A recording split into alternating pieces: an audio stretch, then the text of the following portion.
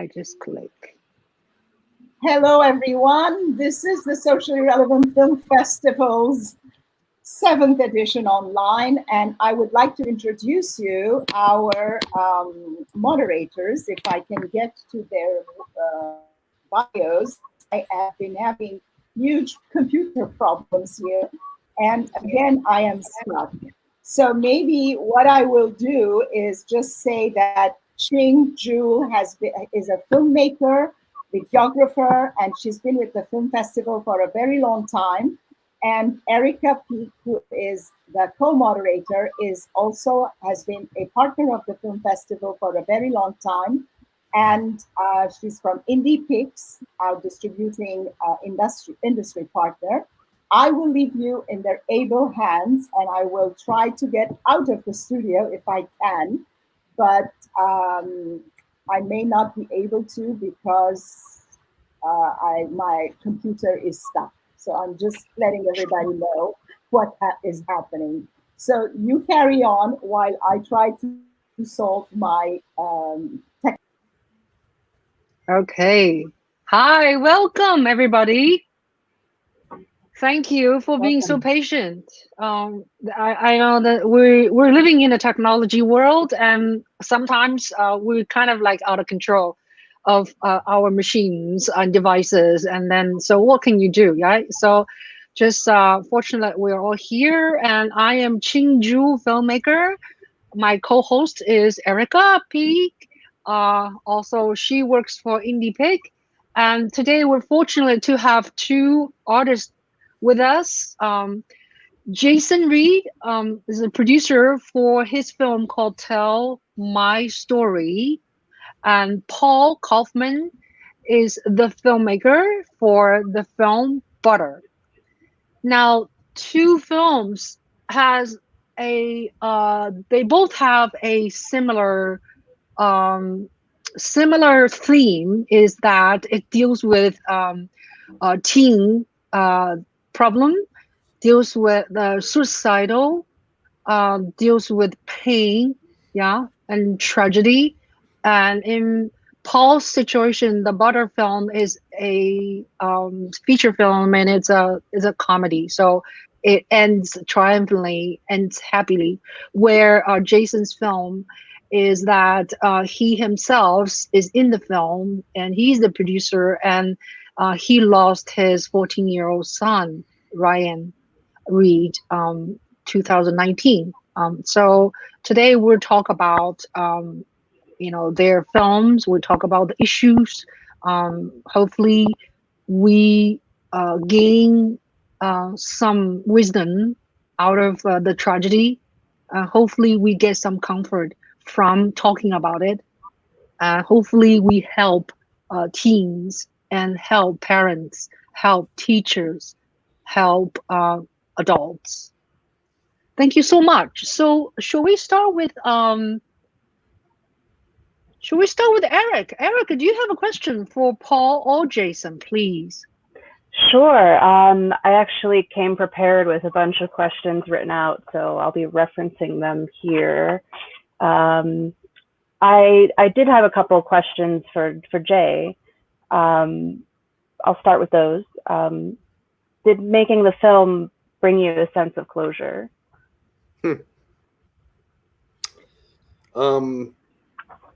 I would love to say yes. Sure. But the answer is no. Understandable. I don't think this is the kind of thing. I lost Ryan.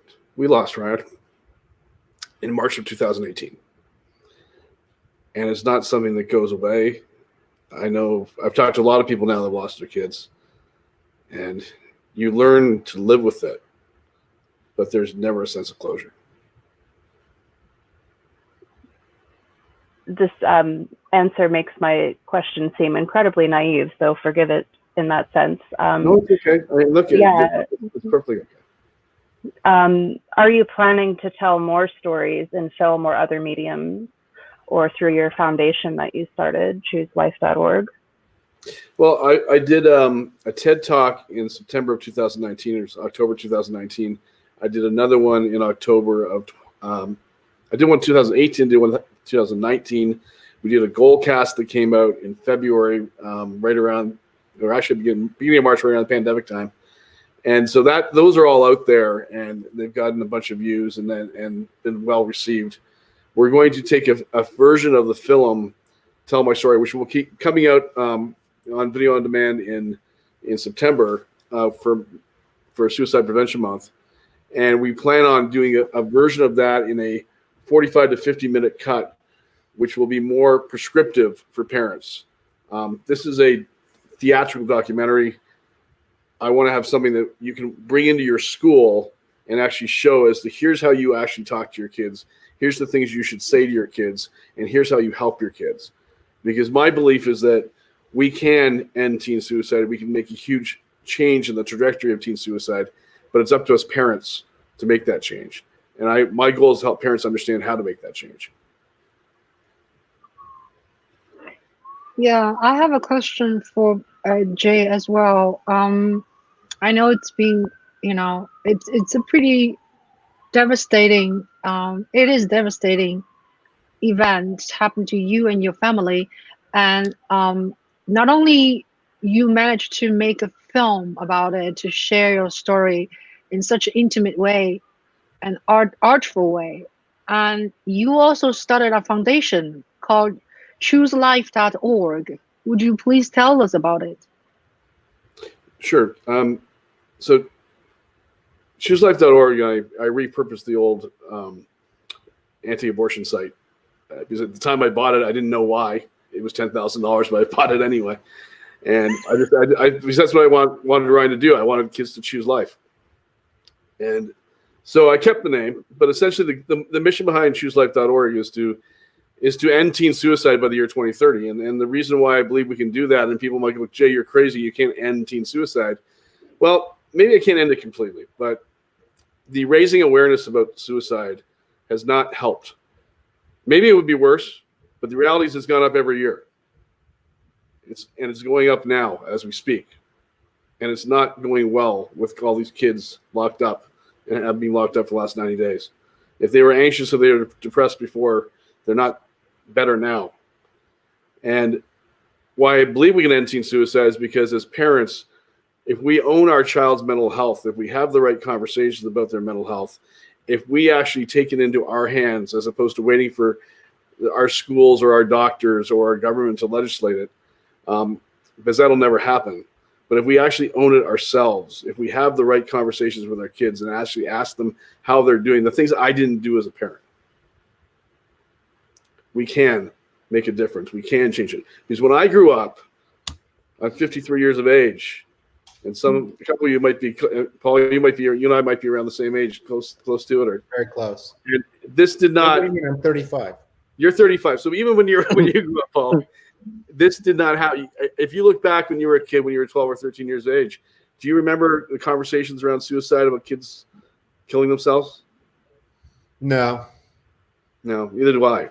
Because it just didn't happen. It wasn't as much of an epidemic back then. It was very rare. The numbers were much lower. Yeah, and so what happens is that this whole epidemic of teen suicide is man-made. We created it. We allowed it to happen. So I believe that we can take us back in time to where families were more important and where kids were more connected, where we didn't have as much screen time, as much anxiety, as much pressure. And if we do that, we can bring us back to where I grew up and you grew up. It was a different world.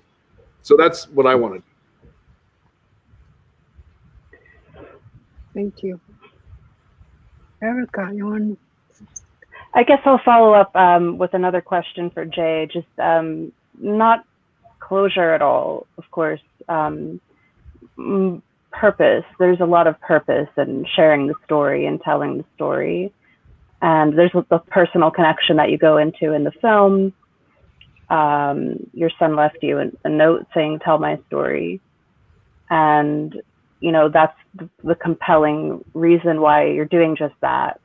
So I guess to rephrase the first question I asked, is it fulfilling to you personally to be so involved in these causes and to be actively getting your film out there to a wider audience at festivals and online and telling the story through TED Talks or, you know, any other endeavors that you might pursue?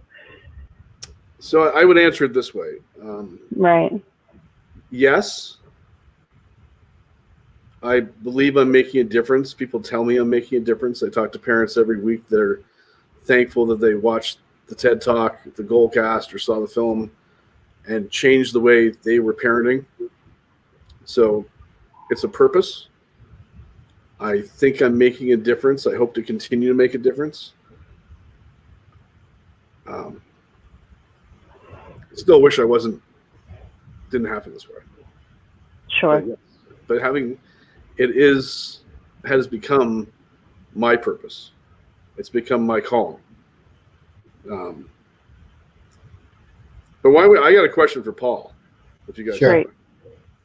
Paul, what was the inspiration for Butter? Well, first of all, Jason, I just want to thank you for doing what you do, and to you know, I have 2 children who are older now, and to think of the loss that you have personally suffered, I just couldn't comprehend the pain. And I appreciate you making the documentary, and I enjoyed it very much. Now to answer why I made Butter. Butter was based on a book, and the book had been around for a while, and the author of the book had been doing some tours, Aaron Jade Lang, at some high schools, and some high schools were using the book as curriculum, you know, for the teenagers to read. I was looking for a movie to do that would have a social impact, a positive social impact, or somewhere where I could, you know, bring a subject matter to the world and socially try and make it more relevant and more understandable. And Butter was just something that I came across on Amazon, where I go searching for most of my material. Isn't that interesting? So you actually? I'd love to tell you. I'd love to tell you that I have an intense story personally about suicide or suicide prevention, but I really don't. I do now, after 2 years of development and talking to lots of parents, teaming up with some nonprofits, and as you said before, we can definitely reduce suicide rates, especially within teenagers, and it does start at home. And it really is about mental illness or mental wellness. And it's trying to get your teenagers to communicate with you as parents. Jay, in your documentary, you said, you quoted Ryan saying, if I only had told you my problems before they got too big. That's exactly where it lies. With Butter, we tried to get through many themes. One is communicate with your parents. One of our partners is czawkward.org, which this might be backwards, but czawkward.org. They deal with the awkwardness of silence between people, and mainly teenagers, being able to discuss how they're feeling and their mental illness. And it's done with comedy. People say, well, how could you make a comedy about suicide? And one of the reasons is because that's how to get teenagers' attention. If I would have made it as a dark movie and hit the teenagers over the head, we played this movie and we screened it for lots of teenagers. We did Q&As, and they liked the tone. It's like an old John Hughes movie, which we all grew up with, or at least Jason and I grew up with. Yeah. That's kind of where we are. Is CC's awkward. It's all comedic about these awkward moments, and it teaches the teenagers how to open up. It's also, we're talking about training, and I know it does start at home, but our movie was also dedicated to Mallory Grossman. Mallory was a 12-year-old girl in New York who took her own life, dealt with a lot of online bullying. You can go to mallory'sarmy.org. And she had been bullied, and the New Jersey junior high school that she went to knew of the problem. And the principal just called her in and the bully and just said, just hug it out. And unfortunately what we're dealing with is that we're dealing with teachers and principals who are untrained to deal with these situations. You know, my movie is about suicide prevention. It's about bullying. Bullying can lead to suicide. It's not the only reason, because mental illness is the major factor. But people need to be trained. People in our schools, teachers, principals, they need to be trained on how to deal with these situations. And that could also save some lives. I completely agree. And the challenge is that a lot of the schools right now, a lot of the school districts aren't very well trained. And when these things happen, when they see kids with mental health issues or bullying issues, they don't react necessarily the right way. And I think a lot of it comes back to the whole idea that if you've never been depressed, you don't understand depression. Yeah. And I struggle with that too, because I've never had true depression in my life. I've a little anxious here or there, sure. Anxious around the pandemic sometimes, sure. Depression, no. I mean, someone who's truly depressed, when I see all blue skies, they see only gray skies. And I'm not going to convince them the skies are blue, because they just won't see it that way. Yeah. So I suffer from depression, and it's really debilitating, and you really just want it to end. You know, many suicides just happen instantly. There's no premeditation. You know, they just say, I'm in so much pain right now. You know, we call it sort of that moment. You know, what do you do in that moment where you just say, I'm going to turn off the light switch? You know, there's an organization called Be Here Now, which interviewed and spoke to the 29 suicide survivors that jumped off of the Golden Gate Bridge. And all 29 said the second they jumped, they regretted it. The second they jumped. So for some suicides, it's a split thing. I'm in so much pain from my depression. I don't want to live another minute. And then that's when they do it. And then some are much more premeditated. You know, the notes that Ryan wrote to your family and to you, what an extraordinary young man. I mean, the way he worded everything, and his insight, and how he knew you guys, and how he knew the effects, just an extraordinary young man. I've never experienced or seen any letters that have been like that. You know, so they're very, very affecting, Jason.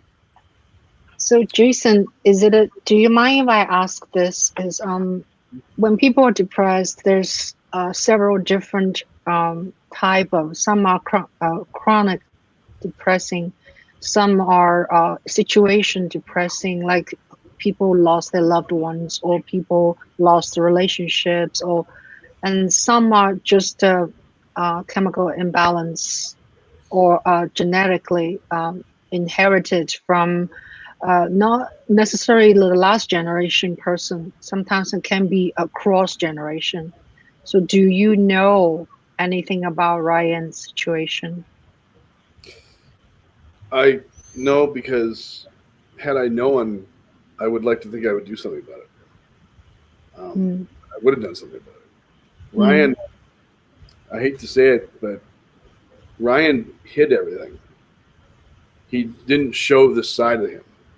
You know, I have 3 other kids, and if you ask me who is depressed and at risk of something like this, the 3 other names would come up way before Ryan's would have. Ryan made a point of putting on a smile every day and making people laugh. And he'd be grumpy sometimes, but not as grumpy as my other kids. So he had I've heard the story before, yeah. So I believe he had a chemical imbalance that I just didn't know. But he was not. It was not a split second decision. He planned the whole thing. Yeah. He knew he'd be out of town. He knew I wouldn't be able to stop him. Yeah. You were out of town, right? You were on vacation. So I mean, sometimes, like Paul said, it's I want to turn off the light, and sometimes I think I just don't want to be here at all. Yeah. And if you know someone who is very depressed, you should ask them if they're depressed, And if they say yes, you should ask them, have they thought about taking their own lives? And if they say yes, then the next question is, have you thought about how you would do it? And if they say yes, then they're really in a potential danger zone. And at that point, you need to get them to a hospital or doctor. Yeah. If they really thought about how exactly they would do it and all that stuff, they really need immediate help. Yeah. I mean, you can't. This is something that, you know, sometimes parents think they can just, it'll go away. It's a phase. They're looking for attention. Well, let's just say maybe you're right, but what if you're wrong? Right? What if you're wrong? Yeah. I mean, sure, there's probably some kids, and I've heard the stories because I talk to parents all the time, and it turns out it was just an attention-seeking thing. And once they got to the doctor, oh my gosh, I never meant any of that stuff. I was just, what am I doing here? But a lot of time, no, it's not.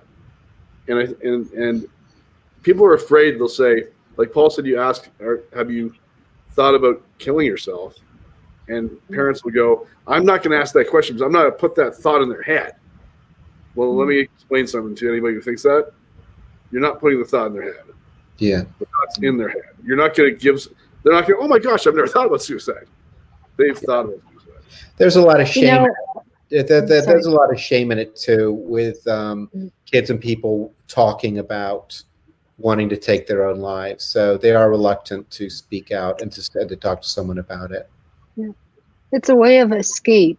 And I have personal experience about that. I think 26 years ago, I want to kill myself.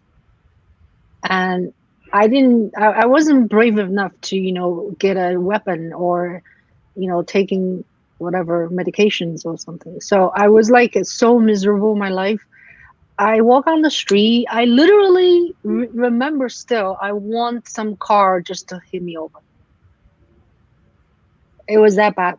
And it's not because the one day thought. It was a long period of being depressed. And I remember I stayed, I actually lived in Pittsburgh in someone's attic for about a summer. And I remember I cannot even brush my teeth.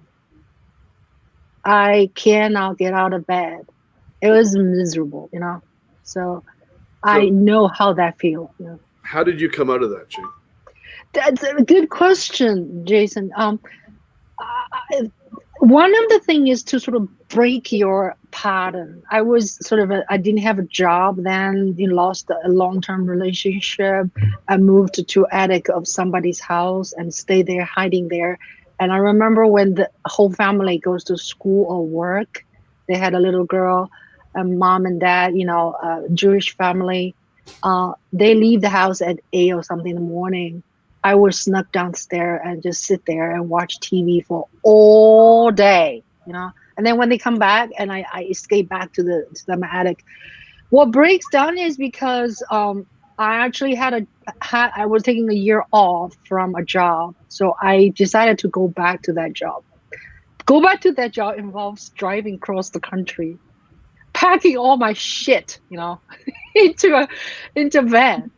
That broke sort of my depression because I had to do all these things by myself. So I remember that. It's not typical though, because I didn't take pills or anything. So Ching, you made the comment that you weren't brave enough to do something. I think it's the opposite. I think you were brave enough to stay alive. I think it's a completely different thing. And I think that's what kids need to understand or everybody needs to understand is, I kind of get it. I can't say I understand exactly what they think or what people who are depressed think, but the bravery comes from being brave enough to stay another day.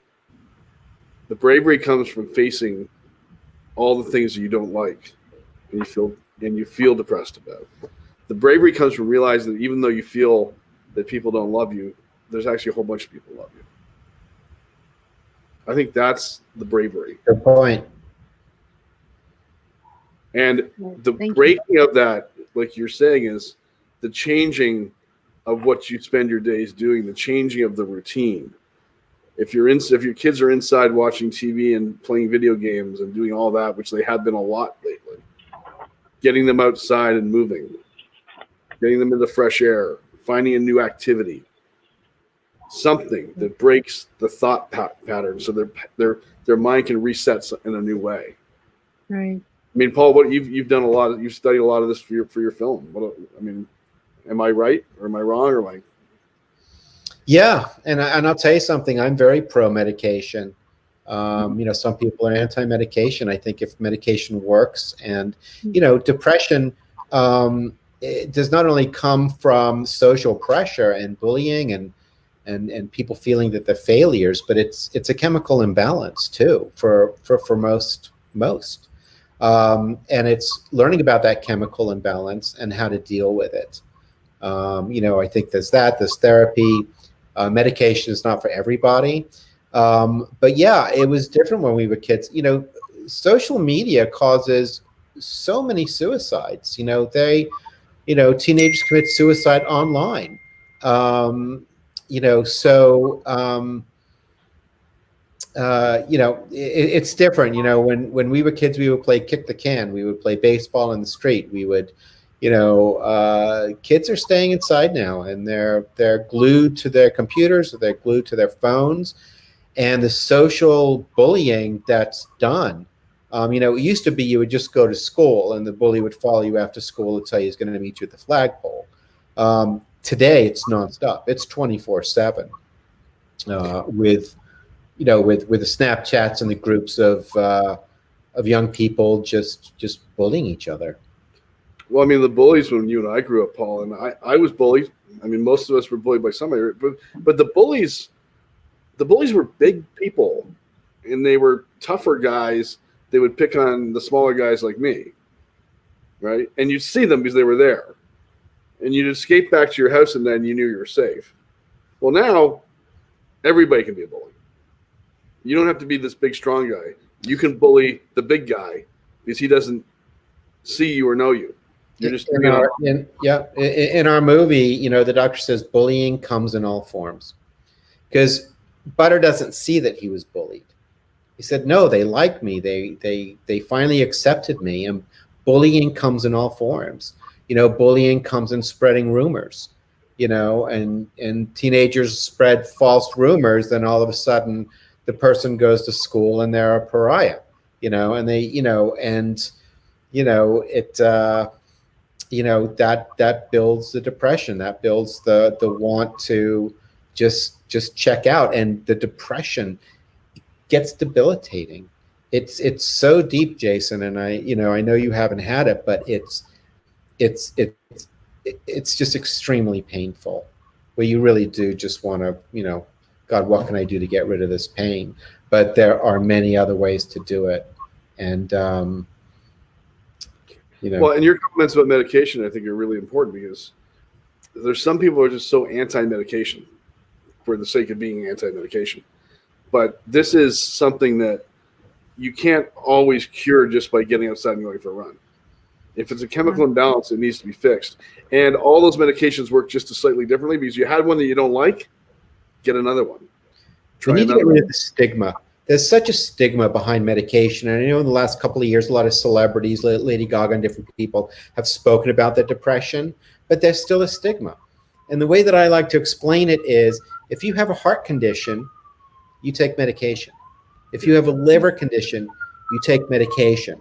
If you have a brain condition, you should take medication. It's an organ. It's no different than taking a pill to fix, other organs, but there's this stigma that, oh, there's something wrong with your brain. There's something wrong with you. And it's just an organ that we have no control over, when it comes to depression and when it comes to the chemical imbalance,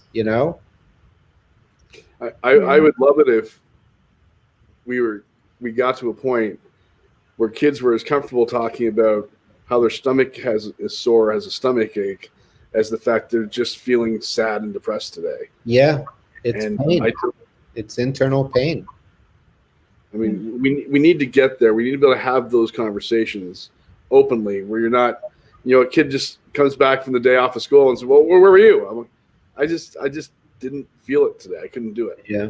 The bullies suffer. You know, a lot of the kids that do the bullying and beat people up on social media, and you know, these kids are suffering. These kids are suffering at home, you know, and as much as it is as being good parents to try and get your child to open up and talk to you, it's to be good parents and teach your children to be kind and teach kindness, you know, which is another element of butter. Be kind, because the bullies like it when people are kind to them. It makes them feel good, you know, when they're with their friends, and they just need to learn that they should treat how they want to be treated, you know, and it starts in the home. Yeah. So Nora is back to our panel. She has some announcement to make. Yes, I have been following part of the conversation, which is very, very deep and very interesting and very useful for whoever is able to listen. Unfortunately, due to unforeseen technical issues, we've had to move the chat to Juhl Media here. And I must apologize to our viewers. We are going, I've already posted the link on the previous chats.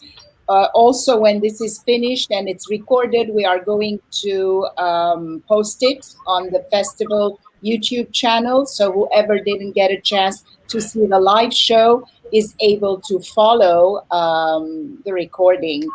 I apologize again. Technology is something we have absolutely no control over.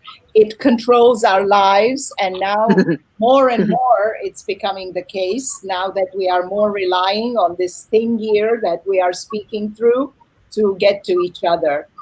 First of all, I want to thank you all for being here, for opening up and talking about such an important issue. Not only opening up and talking about such an important issue, but making films, putting your money where your mouth is, and spending years of your lives. I mean, making a movie is not a 5-minute thing. It's like you spend years on something like this, and in the end, you have a product that people watch and hopefully learn from, are enlightened. I'm not going to say are entertained in the case of Tell My Story, because it's hardly the word to use for it, but maybe enlightened, educated, and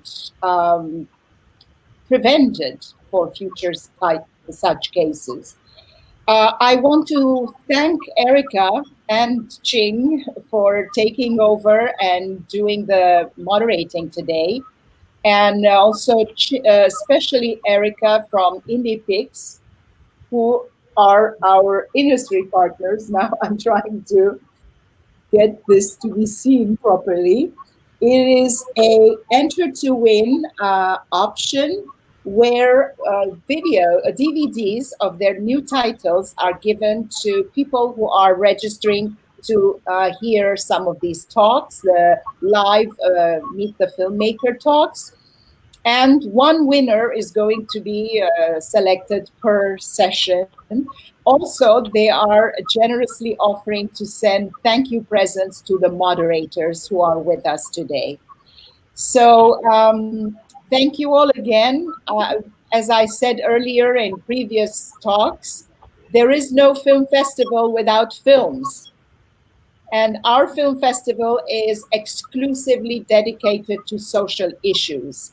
Like your cases when you had personal situations, personal stories, which drove you to make films, I had a personal issue and a personal story with a violent death to very close people to me, namely my cousin and my uncle, who were stabbed to death in a horrible hate crime. And as the 10th anniversary of their death approached, I decided to commemorate it in a meaningful way. And instead of doing a festival that concentrated on non-violent films, which was the initial impulse, I opened it up to include all sorts of social issues.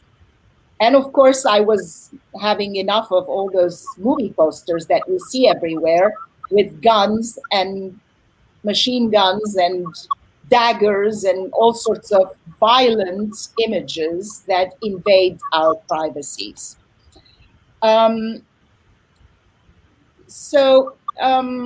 want to ask questions too, but I don't want to ask a question that already was answered while I was gone. So maybe I should ask a question to Ching and Erica and you have been involved with the festival and you have seen these wonderful films. I think you will voice my same feeling of thanking the filmmakers. We cannot thank the filmmakers enough for their bravery and also for their trust in us. Because if you didn't trust us, you wouldn't give us your film, first of all. And also when in such a short period of time we decided to go online, some people might have not liked that idea. And Bravo for keeping it going. Yeah, and I would like to congratulate Butter because they are in distribution now. If I'm not mistaken, ArcLight has picked you up, guys. ArcLight, yeah, they're in Cannes right now, seeing how we do there. So yeah, it's awesome. All right, so I'm not going to take over the entire conversation. Let Ching and Erica continue. There is a message here. Ask me and Erica. I don't get it. Ching, write it again. It's let's okay. see if there are I'll live take care. comments. Yeah. I'll take care. Okay. Thank you all very Thank much. you. Thank you Thank to you, Nora. everyone. thank you. Thank you, Nora. I'm Thank still- you, Nora, for a wonderful job. To ask me questions. Yeah. Yeah. So, I want to thank our filmmaker and Jason and Paul, and I especially I especially want to thank and appreciate what Nora does. I know she's like, superwoman. She does so many things herself. Of course, she has a team of people helping her, but still, she's the main captain. Without her captainship, the boat will sink. So thank you so much for your leadership and your entrepreneurship and your artistry. So I learned so much from you, Nora. It's You're here. likewise, Ching. Thank you so much. Yeah. By collaborating together, we become richer and we learn from each other. It's very, very important, Yeah. So I would like to ask a question actually to Erica. Erica, can you tell us a little bit of what you do and what your company does, please? Sure. Well, IndiePix Films, I'm the creative director there, and it's a distributor of independent film, international film, mainly in the US, and we bring stories to a wider audience, basically online and in DVD format. And getting important stories out there is very important to us all here. So, I think that's the connective tissue, so to speak, of what brings us together in that sense. I work with artwork and promotional film things. So, that's what I do. Great. Yeah.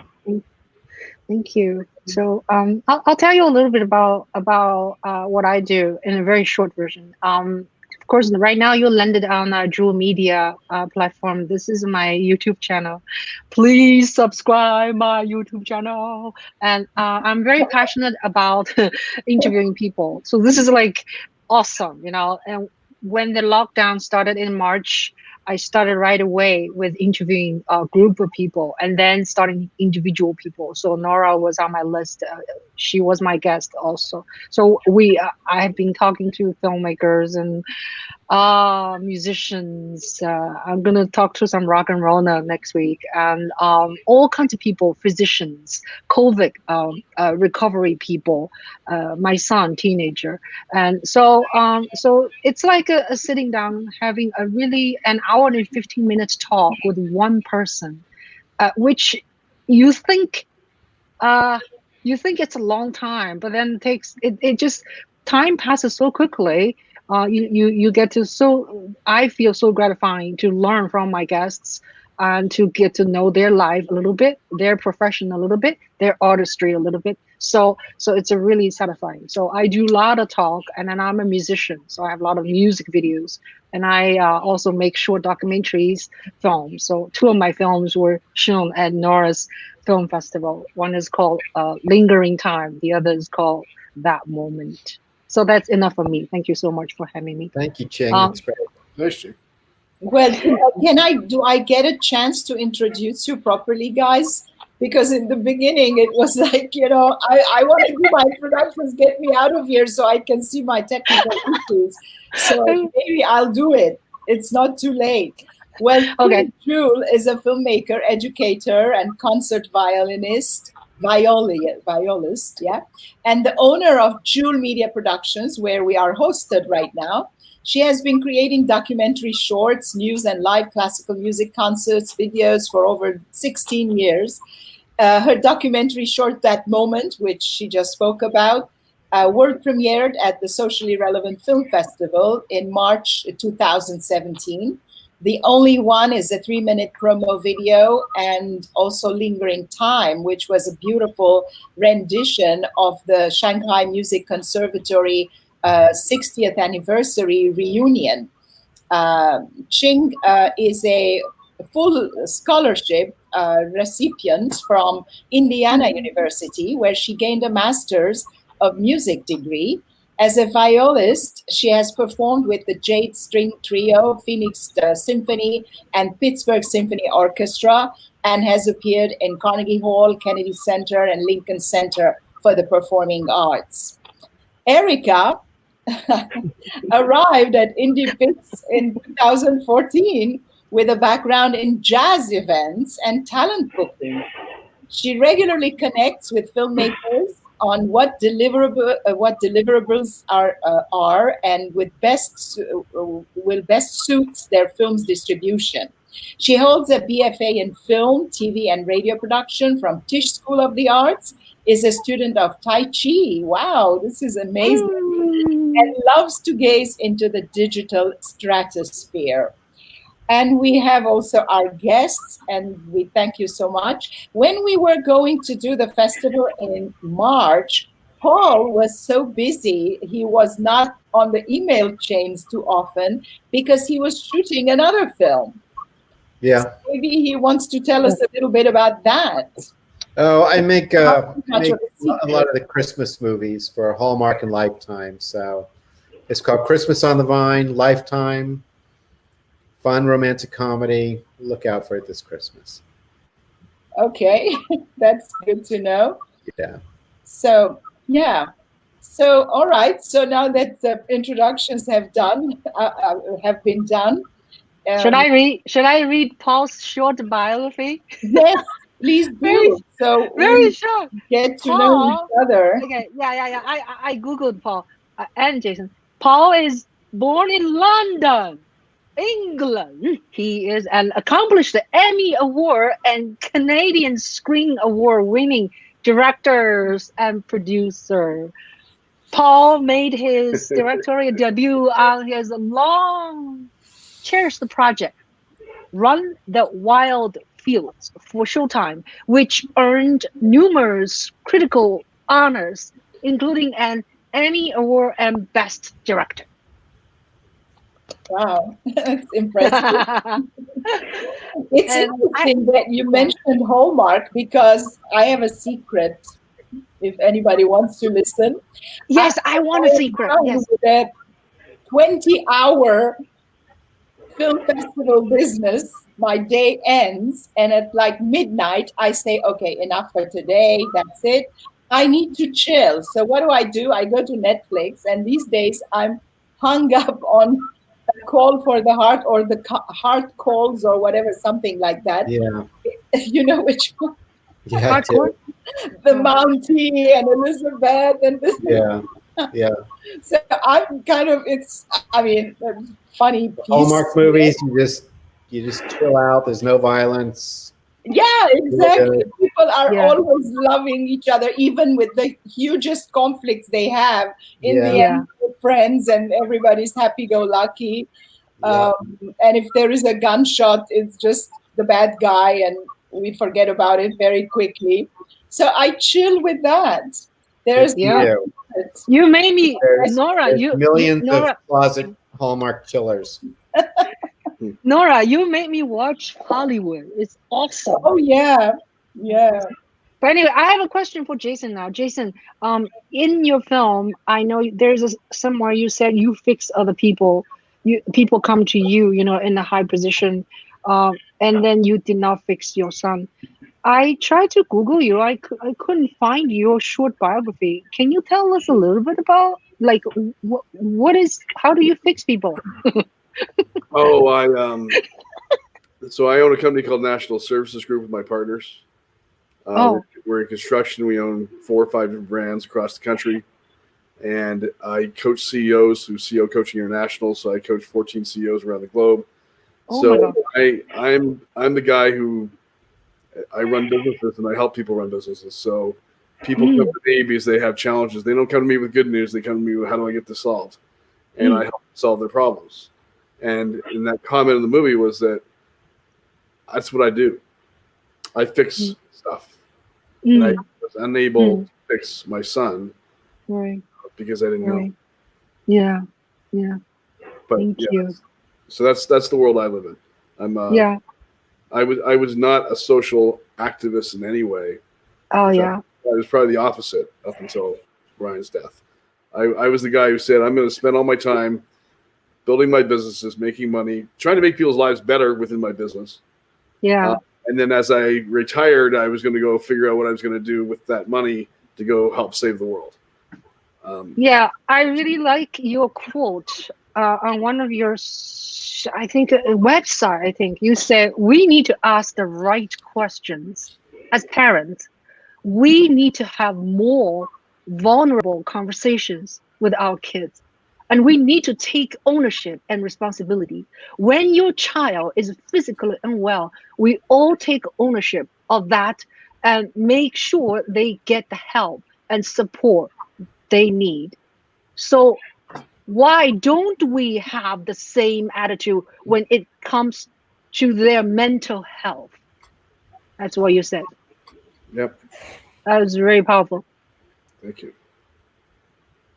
Look, I think I'm really appreciate you having me on here. I appreciate you having me on here with Paul, because even though I haven't seen Butter completely, I got a sense of what Butter was from the trailer. And I think that people need to see movies like Butter. Because Butter is entertaining. It was very well shot. It looks the dialogue is crisp and funny, and you just can see how well you can see Paul as a director. Even the short minute I saw, going, wow, he does a really good job. And I was telling him earlier, he directed episodes of Grimm, which happened to be the show that Ryan and I would watch. Yeah. And that's just just a huge appreciation for Paul and his body of work. But watching, people need to see something like Butter, and maybe they see themselves in Butter, and maybe they see themselves as different characters, and they want to change the way they are or change the way they react to people. And I think that's really important. And I think that parents need to Tell My Story so they understand how serious this is. Yeah. Yeah. It's a double bill, Jason. It's a good double bill. It is good. Yeah. Well, we're cutting this a little short because of the fact that we had the technical issues and we had to transport it and lost time. But at 5:30, I have another live chat to go to. Understood. So the people are probably waiting outside the studio, knocking on the door, on the virtual door, trying to get in. So I'm going to thank you all again. Well, thank you, everybody. You guys have Thank been you, terrific. everybody. It's a great film festival, and congratulations on taking it online and keeping it going. Absolutely. Thank you so much. Thank you. You guys did great, and it was a great conversation, so thank you for having me. Yep. Okay, everybody. Thank you. All right. Bye now. Thank you. Bye. Wish you both the best with your film. Bye. Bye now. Bye. Bye, Erica. Bye, Bye. Nora. Bye, Nora. Bye. Are we off now? I'm gonna end the broadcast.